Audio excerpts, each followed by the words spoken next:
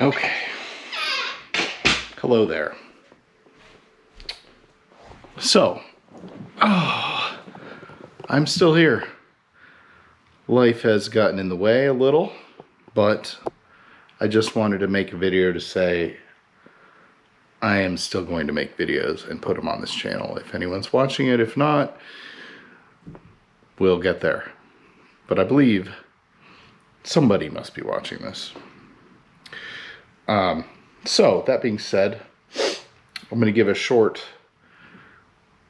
recap of what I've been up to, because I have been watching stuff. But as I said, some life stuff has gotten in the way. I am mostly getting through it or adjusting to it, the new reality here, around here. But it's a good thing at the end of the day. So there's definitely more coming. So I did watch the Book of Boba Fett, and short version, I ended up enjoying it quite a bit, especially the way they blended it in with The Mandalorian. And at first I think part of me would prefer to have it be purely Boba Fett thing and then blend it in the Mandalorian show, but really it's a spin-off. They cross over and you end up advancing the Mandalorian's arc. Probably. It seems like it's almost like the main point of it. But you advance the universe and what's going on there. So it's it's not perfect or anything. But I've been a fan of Robert Rodriguez for a long time. And I enjoy both the positives and the negatives of his style that people talk about. So I kind of enjoy seeing his influence, because it feels like him in some certain respects. And I also know, just from hearing, listening to him talk for so long, that he was living out some childhood fantasies of his own making that show and those episodes.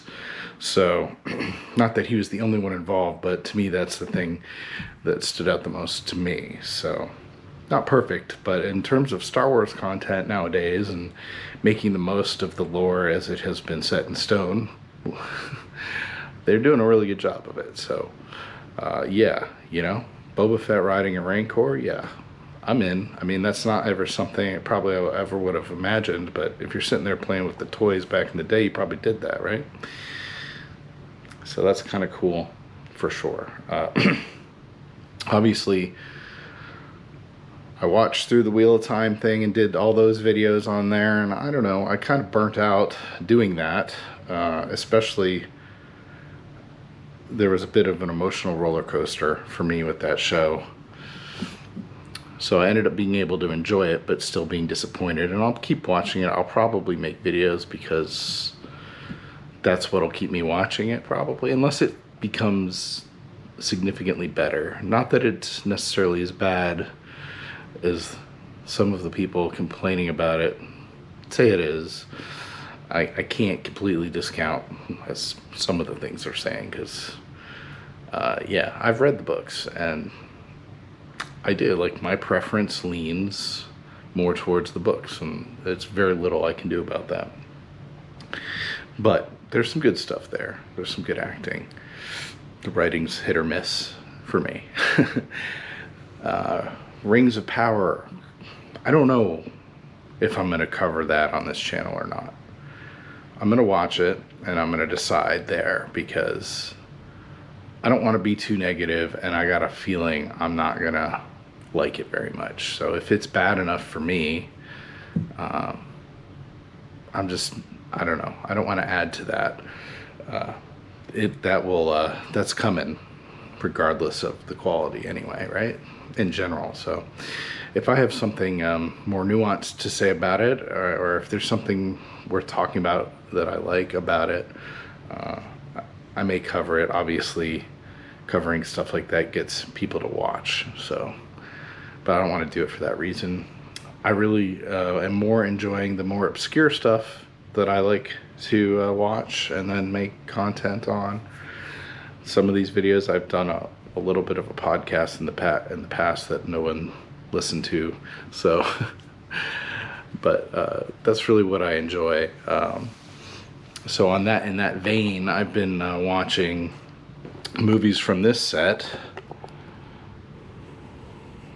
Yeah, and I don't know. I might be almost halfway through it, and I've been taking a little bit of a break. But it's an excellent set, and that's All the Haunts Be Ours from Severin Films. So if you notice the uptick in conversation about folk horror, that's largely, I think, the reason why that's happened is that set and the people behind it. I also have started watching through this one,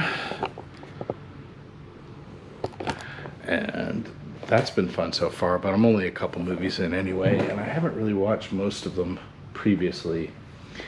And I still have my Vinegar Syndrome subscription, and I've picked up The Farmer from Scorpion, releasing through Diabolic DVD.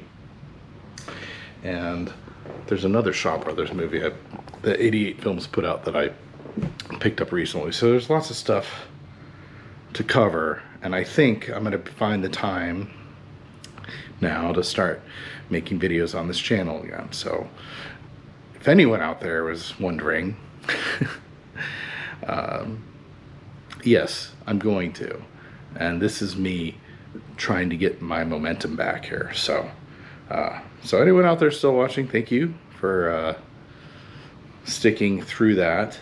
And if there is something you would like to see covered, or something that you've bought recently that I should look into, since this channel is called Buy the Things, you know, let's talk about things to buy. Maybe I should branch into things other than movies. I don't know if anyone has an opinion about that. Do I have anyone in my current small audience that would like video games or books or something like that? I could get into some of that stuff